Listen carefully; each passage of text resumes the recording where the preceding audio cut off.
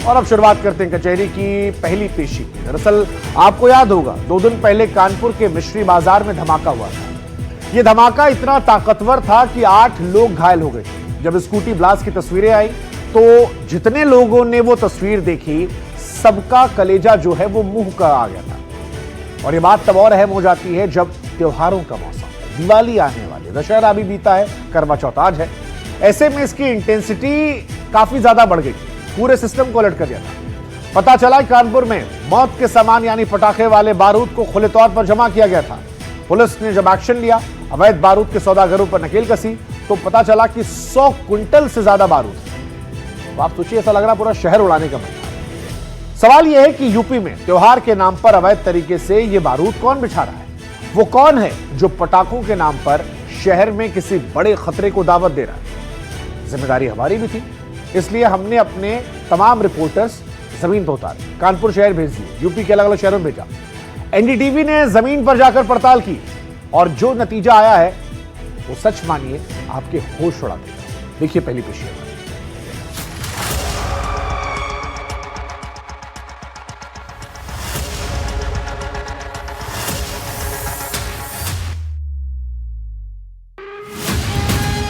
UP के शहर शहर बारूदी ढेर का सच क्या है?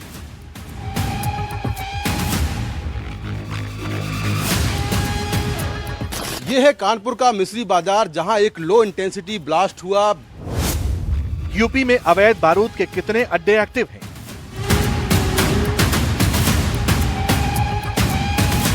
दो धमाके हुए थे। ये धमाके किस वजह से हुए? यूपी में धमाकों का राज खुला, क्या क्या मिला? कानपुर पुलिस है वो इस पूरे मामले में जबरदस्त एक्शन में है और मामले में 20 लोगों को करीब गिरफ्तार किया गया है। यूपी की धमाका फाइल पर एनडीटीवी की सबसे बड़ी पड़ताल।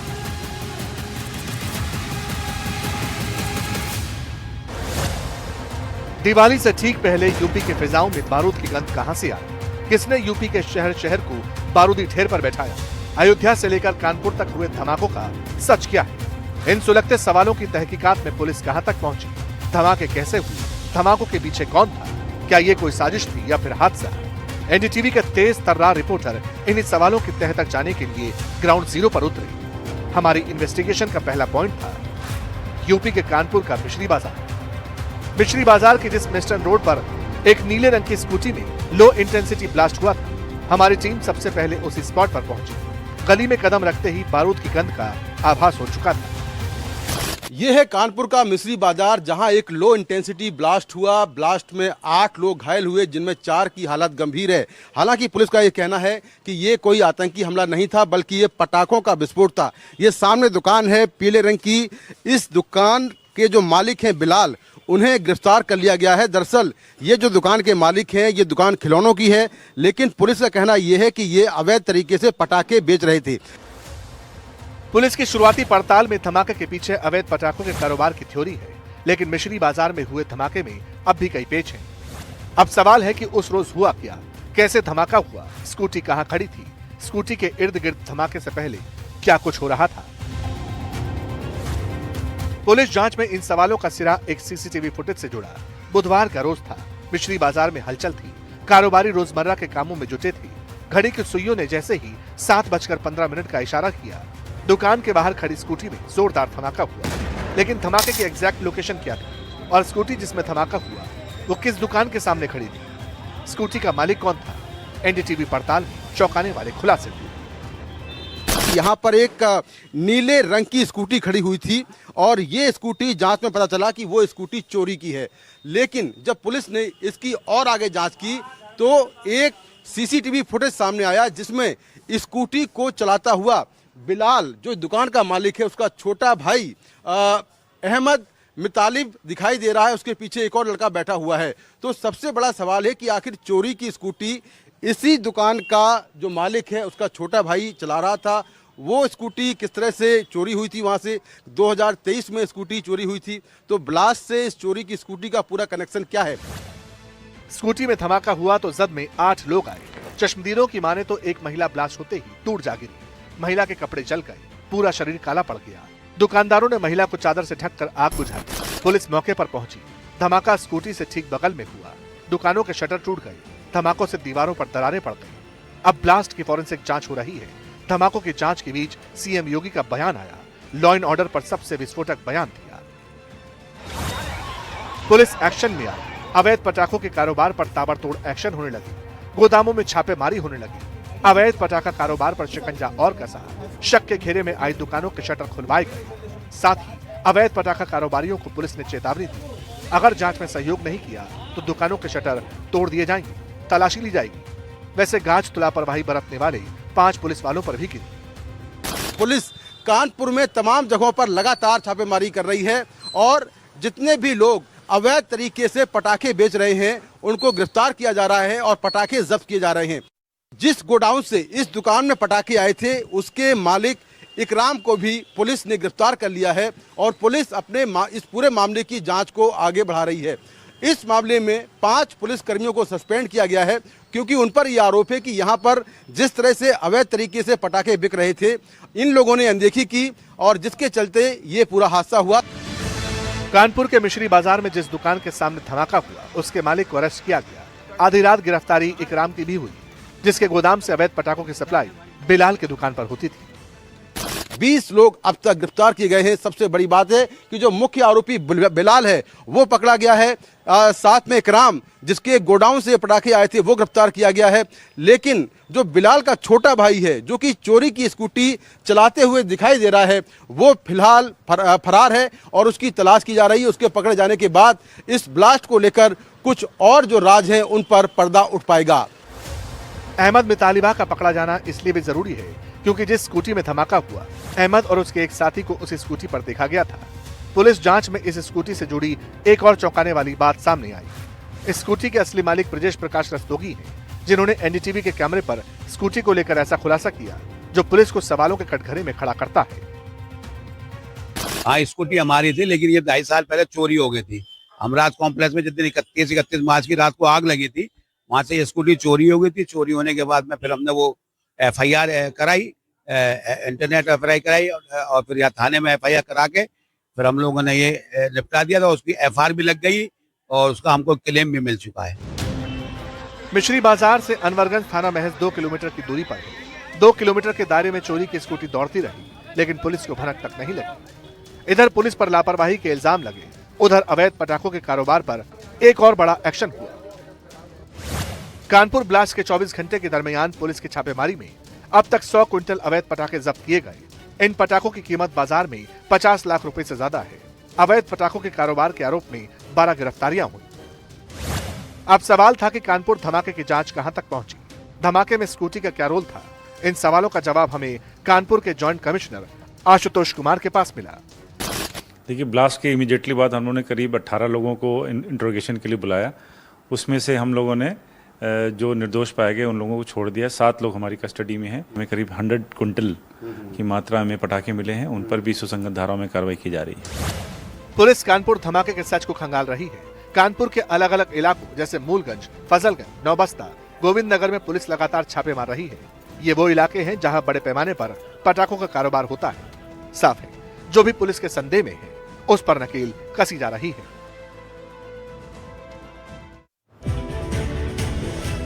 कानपुर की तरह वाराणसी में भी अवैध पटाखों पर बारूद को लेकर पुलिस का एक्शन दिखा, लेकिन इन सब के बीच अयोध्या में 2 ब्लास्ट से फिर से सिक्योरिटी एजेंसीज के कान खड़े कर दिए। कल तक पता चला कि अयोध्या में एक ब्लास्ट था, लेकिन जैसे जैसे जांच की धुन छटती गई तब तक इस बात की जानकारी मिली कि दरअसल ये एक नहीं 2 धमाके थे और फिर जांच की दिशा अवैध पटाखों और बारूद के कारोबार की तरफ चली गई। हमारे सहयोगी रणवीर सिंह अयोध्या में थे। यूपी में अवैध बारूद को लेकर जो रिपोर्ट देखी है वो भी आपको देखनी चाहिए।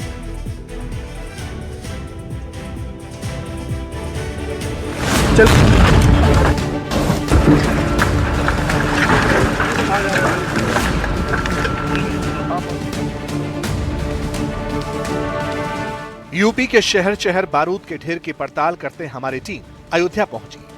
अभी चल जहां चंद घंटे पहले पुरा कलंदर थाने से चंद कदमों के फासले पर एक घर में धमाका हुआ, 5 लोगों की जान गई।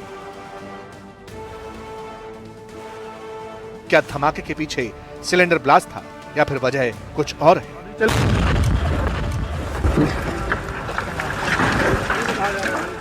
अयोध्या में हुए धमाके के बीच में एक सवाल प्रशासन की उस थ्योरी पर उठता है जिस थ्योरी में प्रशासन ये दावा कर रहा है कि सिलेंडर ब्लास्ट हुआ है। और ये सवाल इसलिए उठ रहा है क्योंकि जो राम कुमार गुप्ता इस धमाके में मारा गया उसी के घर में करीब 1.5-2 साल पहले एक धमाका हुआ था और ये वो घर है। अब देखिए अभी भी उस घर का मलबा यहाँ पड़ा हुआ है। पगला भारी गांव है ये, और इस गांव में अंदर जब राम कुमार अपने परिवार के साथ रहता था तब यहाँ ब्लास्ट हुआ। बताया गया कि सिलेंडर ब्लास्ट है जिसमें राम कुमार गुप्ता की पत्नी, माँ और गांव की एक बच्ची, 3 लोगों की मौत हुई थी। इसके बाद तमाम गांव के लोगों ने विरोध जताया तो राम कुमार गुप्ता यहाँ से गांव से बाहर चला गया और जाकर के उसने एक घर बनाया और उस घर में अब फिर से ब्लास्ट हुआ जहां 6 लोगों की मौत हुई। पुलिस की जांच आगे बढ़ी तो नए खुलासे हुए। पता चला घर में एक नहीं 2 धमाके हुए थे। धमाके इतने जोरदार थे कि घर जमींदोज हो गया। आसपास की दुकानों को नुकसान पहुंचा। कल तक पुलिस धमाकों के पीछे कुकर या सिलेंडर की थ्योरी दे रही थी, लेकिन दूसरा धमाका होना सवाल खड़े करता है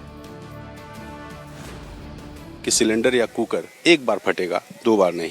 ऐसे में आशंका है कि राम कुमार गुप्ता और उसके घर में जो मौजूद कर्मचारी थे ये किसी न किसी तरह का कोई अवैध काम कर रहे थे। संभवतः अवैध तरीके से पटाखे बनाने का काम कर रहे थे, क्योंकि उसी राम कुमार गुप्ता के घर में 1.5 साल पहले भी धमाका हुआ, 3 लोग मारे गए और 1.5 साल बाद फिर से जब राम कुमार गुप्ता घर के अंदर मौजूद था तो उस वक्त फिर से धमाका हुआ।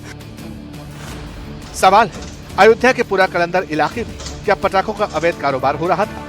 शादी ब्याह में पटाखा बेचता था। हाँ, शादी ब्याह में वहाँ जे मतलब जे कहा रहा तो हाँ। तो देखिए जो पटाखे की थ्योरी है वो कैसे सही साबित होती हुई दिखाई दे रही है, क्योंकि इस जो गिरा हुआ मकान है जो राम कुमार गुप्ता का पहला मकान था, इस मकान के ठीक पीछे रहने वाली महिला बता रही हैं कि शादी ब्याहों के मौसम में ये पटाखे का कारोबार भी करते थे। तो जाहिर है कि दिवाली का त्योहार आ रहा है और सबसे ज्यादा डिमांड पटाखों की जो होती है वो दिवाली के टाइम होती है, और इसी वजह से जो एक के बाद एक 2 ब्लास्ट हुए, इस ब्लास्ट की वजह से ही जो प्रशासन की थ्योरी थी कि सिलेंडर या कुकर फटा हो सकता है, उस थ्योरी पर सवाल उठे। और उसके बाद अब कहीं ना कहीं पटाखे की थ्योरी फिर से सही होती दिखाई दे रही है, क्योंकि पड़ोसी ये बता रहे हैं कि शादी ब्याह के सीजन में राम कुमार गुप्ता पटाखों का कारोबार करता था।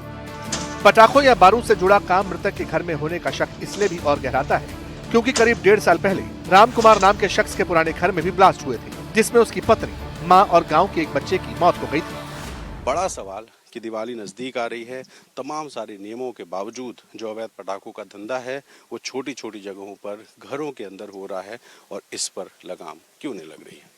अयोध्या से अपने सहयोगी प्रमोद श्रीवास्तव और कैमरा पर्सन वीरेंद्र सैनी के साथ रणवीर, एनडीटीवी इंडिया।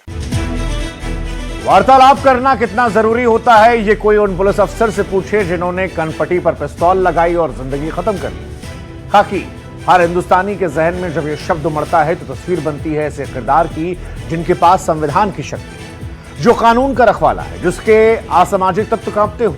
ऐसी रौबीली छवि वाली खाकी तब सन्न रह गई जब 24 साल से उसी खाकी को पहनने वाला एक आईपीएस अफसर कुछ खाकी धारियों से परेशान होकर अपने सिपाही से रिवॉल्वर मारकर खुद को गोली मार देता है। और इसकी वजह चौंकाने वाली है। वजह है जात, वो जाति जो भगवान जाने क्यों जाती है। खुद को गोली मारने से पहले वो अफसर 8 पन्नों में हजारों शब्दों में सिस्टम के खिलाफ अपनी लाचारी को बताता है, गुनहगार बताता है सूबे के सबसे बड़े पुलिस अधिकारी यानी डायरेक्टर जनरल ऑफ पुलिस को। अब सोचिए वो अफसर जो 24 साल तक पुलिस में रहने के बाद खुद पुलिस से परेशान हो जाता है, जो उसे जाति को लेकर प्रताड़ित करते हैं, कैसा सिस्टम होगा। इस खबर ने आज हिंदुस्तान में हड़कंप मचा दिया। पत्नी अड़ी है मगर क्यों, इस मुद्दे को समझने के लिए आपको हमारी ये अगली पेशी जरूर देखनी चाहिए।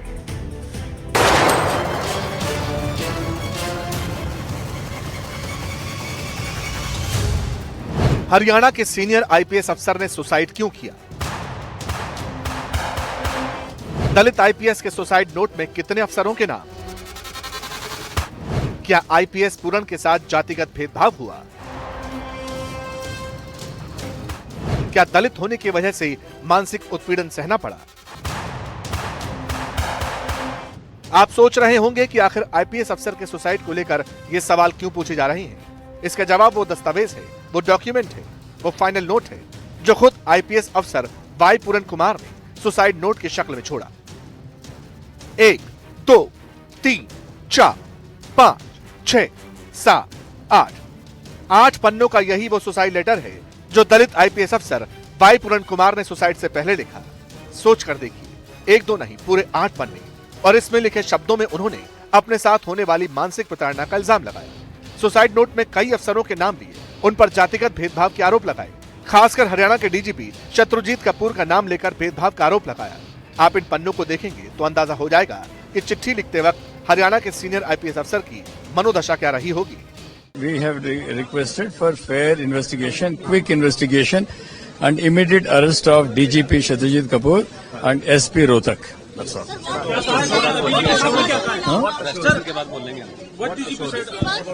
No, he has given us assurance that he will do fair investigation and act fast. एक पन्ने पर सैकड़ों शब्द हैं, यानी 8 पन्नों वाला लेटर हजारों शब्दों का रहा होगा। अब हर पेज पर इन नोटिंग्स को देखिए। वाई पूरन कुमार के सुसाइड नोट पर हर पेज पर उनके साइन थे और आखिरी पन्ने पर कम से कम 3 दस्तखत। लेकिन सवाल है कि अफसर को सुसाइड क्यों करना पड़ा? इसका जवाब लेटर में ही है। 2001 बैच के अफसर ने लिखा, मुझे लगातार जातिगत भेदभाव, मानसिक उत्पीड़न और साजिशों के जरिए तोड़ा गया। जब न्याय की उम्मीद खत्म हो गई तब मैंने एक कदम उठाया। पुलिस ने एफआईआर रजिस्टर की, लेकिन उसके बावजूद भी अपन जो पारिवारिक मेंबर हैं उन्होंने कहीं ना कहीं डिससेटिस्फेक्शन शो की। उन्होंने कहा कि जो एफआईआर बाय नेम होनी चाहिए, क्योंकि डीजीपी हरियाणा और जो एसपी रोहतक है उनके बाय नेम हमने मांग की थी, क्योंकि जो लास्ट ट्रिगर था सुसाइड करने का आईपीएस अधिकारी के द्वारा, वो कहीं ना कहीं ये लग रहा था कि जो डीजीपी और एसपी रोहतक द्वारा एक केस रजिस्टर किया गया था जो एक पुलिस कर्मी के खिलाफ जो आईपीएस ऑफिसर के साथ काम करता था, और उसके बाद लगातार जो दबाव बनाया जा रहा था वो दबाव का ही एक बड़ा कारण लगता है जो ये एक्सट्रीम स्टेप जो आईपीएस ऑफिसर द्वारा लिया गया। दलित अफसर के सुसाइड नोट में क्या कुछ लिखा गया, किस तरह के इल्जाम लगाए गए हैं, इन्हें आपको पॉइंट्स के जरिए भी समझा देते हैं। वाई पूरन कुमार ने लिखा था, साल 2020 में भेदभाव, अपमान, मानसिक उत्पीड़न शुरू हुआ। तत्कालीन डीजीपी मनोज यादव ने उत्पीड़न शुरू किया। हरियाणा कैडर के अन्य अधिकारी प्रताड़ित करते रहे। तत्कालीन एसीएस होम राजीव अरोड़ा ने छुट्टियां नहीं दी। इसके चलते बीमार पिता से मिलने तक नहीं जा सके। वर्षों तक मानसिक प्रताड़ना से गुजरना पड़ा। उनके खिलाफ छद्म नामों से दुर्भावनापूर्ण शिकायतें की गई। सार्वजनिक रूप से अपमानित और शर्मिंदा किया गया। अफसर द्वारा की गई शिकायतों की जांच तक नहीं की गई। सरकारी आवास के लिए अतिरिक्त नियम लागू किए। नवंबर 2023 में सरकारी वाहन वापस ले लिया गया। लेटर में यह भी लिखा कि मैं और अधिक प्रताड़ना बर्दाश्त नहीं कर सकता, इसीलिए सब कुछ खत्म करने का निर्णय लिया। अब सवाल था कि इस मामले में क्या एक्शन हुआ, क्योंकि सुसाइड लेटर में हरियाणा के चीफ सेक्रेटरी अनुराग रस्तोगी, डीजीपी शत्रुजीत कपूर और रोहतक एसपी नरेंद्र बिजारनिया समेत कई अफसरों के नाम हैं। हालांकि चंडीगढ़ प्रशासन ने आईपीएस की पत्नी अमनीत पी कुमार, जो खुद एक आईएएस अफसर हैं, उनकी शिकायत पर सभी अफसरों के खिलाफ एफआईआर दर्ज कर ली। हालांकि अमनीत पी कुमार ने इस एफआईआर पर ऐतराज जताया। उन्होंने चंडीगढ़ पुलिस को एप्लीकेशन देकर कहा कि एफआईआर में आरोपी अफसरों के नाम अलग से कॉलम में नहीं लिखे गए। जो भी कार्रवाई बनती है, जिसके खिलाफ बनती है, वो पुलिस, चंडीगढ़ पुलिस कर रही है। इसमें हरियाणा का बहुत ज्यादा कोई रोल रहने वाला है नहीं, क्योंकि मामला सारा चंडीगढ़ का है। परंतु वो अधिकारी हमारा था और मेरे तो समाज का ही था वो, तो दुखद है। एक काबिल अफसर था। अब सारी परिस्थितियां, सारी डिटेल बाद में जब आएगी, अब कोई कार्रवाई बनेगी, उसकी क्या छानबीन होगी, उसमें सारी बातें तब आएंगी। परंतु कुल मिला के ये दुर्घटनापूर्ण है, एक कामयाब अफसर का इस प्रकार से चले जाना। वैसे हरियाणा के इतिहास में यह पहली बार है जब किसी मामले में चीफ सेक्रेटरी और डीजीपी समेत कई पुलिस और प्रशासनिक अधिकारियों पर मामला दर्ज हुआ। चंडीगढ़ पुलिस ने इस मामले की जांच के लिए 6 सदस्यों वाली एसआईटी का गठन कर दिया है। अब उस पेशी का रुख करते हैं जिसने हिंदुस्तान को नया दोस्त दिया है और पाकिस्तान को नया दुश्मन। कल हमने आपको पाकिस्तान के डिफेंस मिनिस्टर की बात सुनवाई थी। उन्होंने कहा था कि पाकिस्तान अफगानिस्तान का दोस्त नहीं है, वो भारत का दोस्त है। आज दिल्ली में भी ये बात सिद्ध होती दिखाई पड़ी। भारत और अफगानिस्तान की तालिबान सरकार के बीच आगे की बातचीत हुई। अफगानिस्तान के विदेश मंत्री और एस जयशंकर के बीच दोस्ती का नया फॉर्मूला निकला। काबुल में भारतीय एम्बेसी दोबारा खुलेगी, लेकिन इस सब के बीच पाकिस्तान ने काबुल पर सर्जिकल स्ट्राइक का दावा किया। सवाल है कि यह सब क्यों हो रहा है? क्या एशिया का बैलेंस चेंज हो रहा है? हम तो यही कहेंगे, आप भी कुर्सी की पेटी बांध।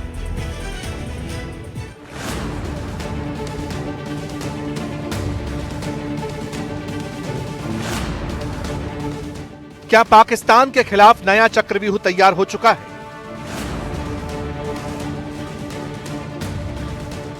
एक तरफ चीन पाकिस्तान तो दूसरी तरफ हिंदुस्तान अफगानिस्तान। क्या साउथ एशिया में भारत को नया मजबूत पार्टनर मिल गया?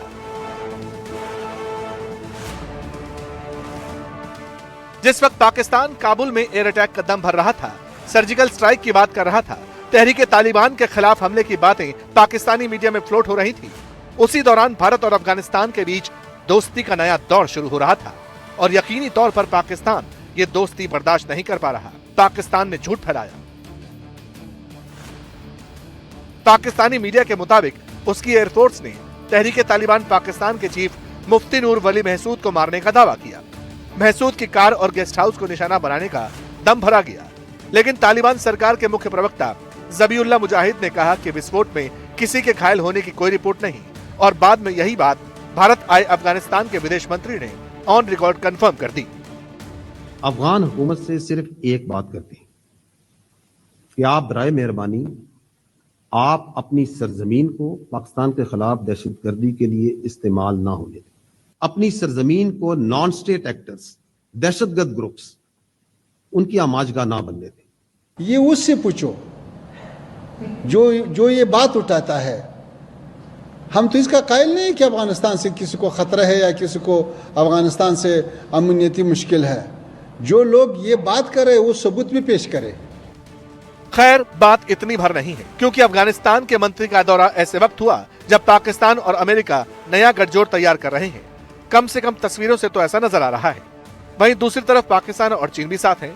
तो ऐसे में भारत को साउथ ईस्ट एशिया में एक ऐसा पार्टनर चाहिए जो कम से कम पाकिस्तान को चेक एंड बैलेंस वाली पोजीशन में रख सके, और अफगानिस्तान की नई हुकूमत में ये दिखता भी है। इसीलिए तो अफगानिस्तान के मिनिस्टर की तरफ से साफ साफ कहा गया कि वो अफगानिस्तान की जमीन हिंदुस्तान के खिलाफ हमले के लिए इस्तेमाल नहीं होने देंगे।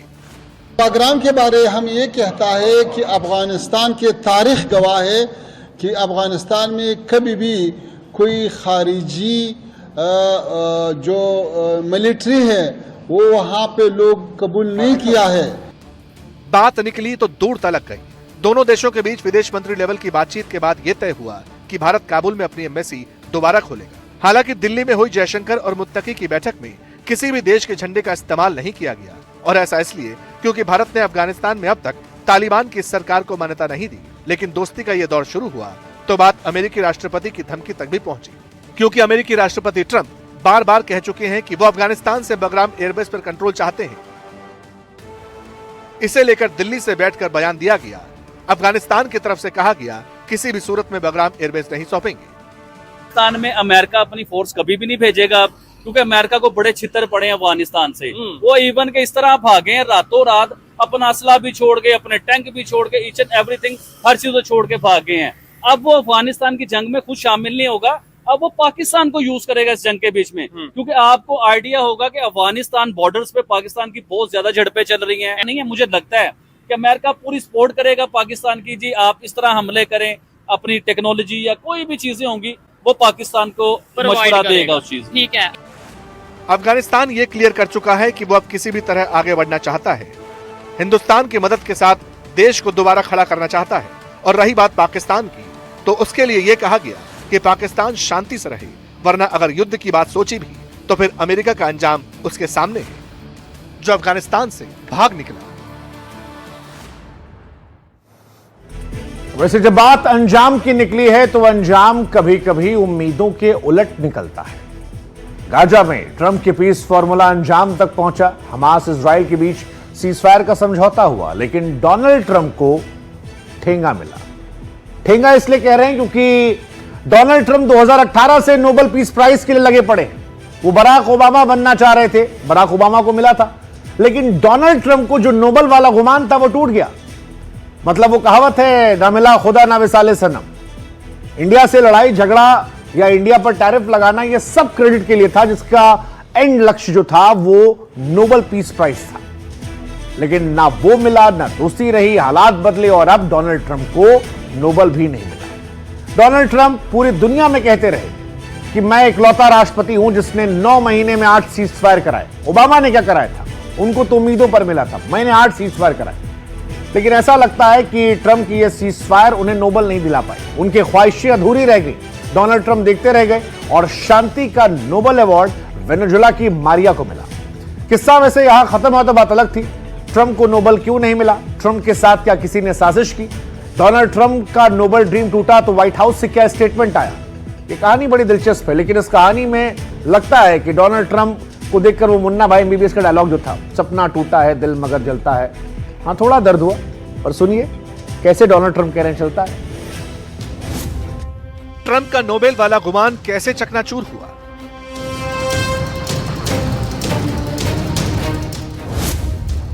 नोबेल में ट्रंप की सीजफायर वाली डींगे कैसे फुस हो गई? Nobody has ever done 8 wars. Nobody's done 8 wars in 30 years, let alone. Trump Nobel करते रहे, आयरन लेडी ने बाजी मार।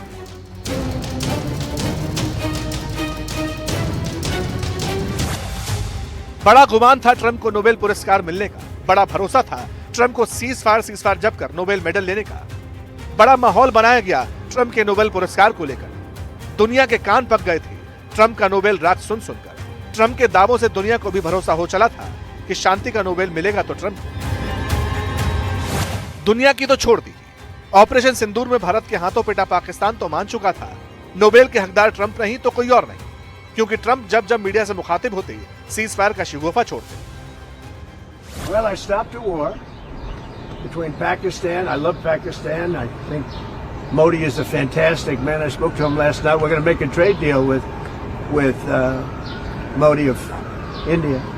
But I stopped the war between Pakistan and India. Trump जब नोबेल की माला जपते, सीजफायर के शिगुफे छोड़ते, तब पाकिस्तान ट्रंप के नोबेल सपने के पीछे खड़ा होता। और छोड़िए, ट्रंप ने सीजफायर की फ्रीक्वेंसी बढ़ाई तो मियां शहबाज शरीफ अपने फील्ड मार्शल को लेकर व्हाइट हाउस पहुंच गए। हाथ मिलाकर नोबेल के एडवांस में बधाई तक दे आए।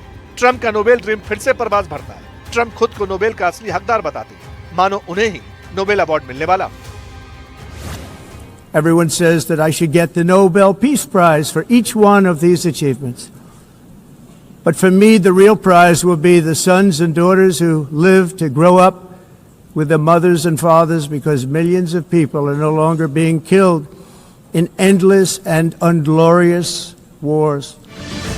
नोबेल शांति पुरस्कार की घड़ियां जैसे जैसे नजदीक आती गई, ट्रंप गुमान के घोड़े पर बैठकर नोबेल की रेस जीतने के दावे करते गए। दुनिया को समझाने में लगे रहे विश्व शांति के लिए जैसे शांति पुरुष वो हैं, वैसा इतिहास में पैदा नहीं हुआ। I know this, that nobody in history has solved 8 wars in a period of 9 months. And I've stopped 8 wars. So that's never happened before. But they'll have to do what they do. Whatever they do is fine. I know this. I didn't do it for that. I did it because I saved a lot of lives. Trump के शिगुफों को वक्त के साथ बल मिलता रहा। Israel के PM Netanyahu ने तो एआई से नोबेल शांति पुरस्कार का मेडल बनवाकर ट्रंप के गले में टांग भी दिया। लेकिन सारी दावेदारी, सारी तैयारी धराशायी हो गई। ट्रंप देखते रह गए और वेनेजुएला की विपक्षी नेता मारिया बाजी मार ले गई। मारिया को शांति का नोबेल पुरस्कार मिला। देख, ट्रंप को मांगने पर भी नोबेल नहीं मिला, लेकिन जिन मारिया ने ट्रंप का शांति पुरस्कार वाला सपना तोड़ा, वो आखिर है कौन? क्यों मारिया को शांति का नोबेल मिला, ये भी जान लीजिए। मारिया कोरेना वेनेजुएला में विपक्ष की नेता है। उन्हें वेनेजुएला की आयरन लेडी कहा जाता है। उन्होंने वेनेजुएला में लोकतांत्रिक अधिकारों को बढ़ावा देने और तानाशाही के खिलाफ लोकतंत्र लाने के लिए 20 साल संघर्ष किया। मारिया ने सुमाते नामक संगठन की स्थापना की। मारिया का संगठन लोकतंत्र की बेहतरी के लिए काम करता है। वो देश में मुफ्त और निष्पक्ष चुनावों की मांग करती रही। मारिया कोरेना 1 साल से भी ज्यादा समय से देश में ही छिपकर रह रही हैं। उन्होंने पूरे वेनेजुएला में लोगों को इकट्ठा किया ताकि वो तानाशाह राष्ट्रपति निकोलस मादुरो को चुनाव में हरा सके। जब ट्रंप को शांति का नोबेल अवार्ड नहीं मिला तो इसका रिएक्शन व्हाइट हाउस से भी आया। नोबेल अवार्ड में अमेरिका को राजनीति दिखी। व्हाइट हाउस ये भूल गया कि जिन मारिया को शांति का नोबेल मिला, खुद ट्रंप उन्हें स्वतंत्रता सेनानी कह चुके हैं। वैसे जहां तक नोबेल की बात है तो पाकिस्तान ने संयुक्त राष्ट्र के मंच से भी ट्रंप के लिए नोबेल की मांग की थी। पाकिस्तान के अलावा इजराइल ने भी ट्रंप को नॉमिनेट किया। कुल मिलाकर 8 देशों ने ट्रंप का नाम आगे बढ़ाया था। लेकिन इसके बावजूद ट्रंप को नोबेल क्यों नहीं मिला, इसकी वजह दरअसल साल 2025 में नामांकन की आखिरी तारीख 31 जनवरी 2025 थी। ट्रंप ने 20 जनवरी को राष्ट्रपति पद की शपथ ली। उसके 11 दिन बाद ही नॉमिनेशन प्रोसेस बंद हो गया। ट्रंप ने जितने युद्ध रुकवाने के दावे किए वो सब नामांकन के बाद थे। लेकिन ट्रंप पर नोबेल का फितूर ऐसा हावी था कि वो खुद को नोबेल का हकदार बताते रहे। उनकी दावेदारी को बराक ओबामा से जोड़कर भी देखा जा सकता है। ओबामा को नोबेल मिल चुका है, जो ट्रंप को कभी पसंद नहीं आया।